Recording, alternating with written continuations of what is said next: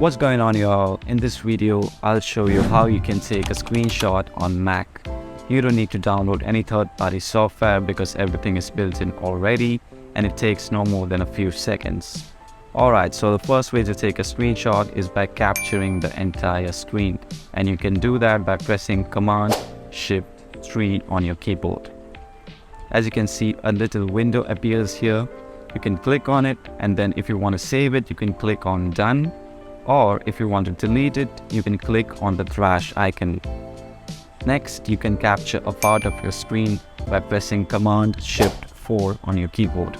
This is the most advanced way of taking screenshots because of the flexibility it gives you. For example, besides allowing you to capture a part of your screen, it can capture a certain window for you when you press Command-Shift-4 followed by the spacebar. As you can see, it highlights the window your mouse is on. When you click on it, it will capture just the window.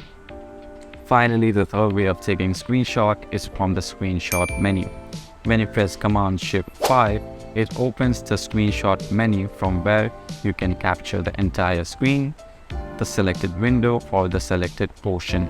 You can also go to options and tweak the settings as per your liking. For example, setting a timer or choosing a destination in which the screenshot will be saved in. Alright, so that was it, guys. Thanks for watching.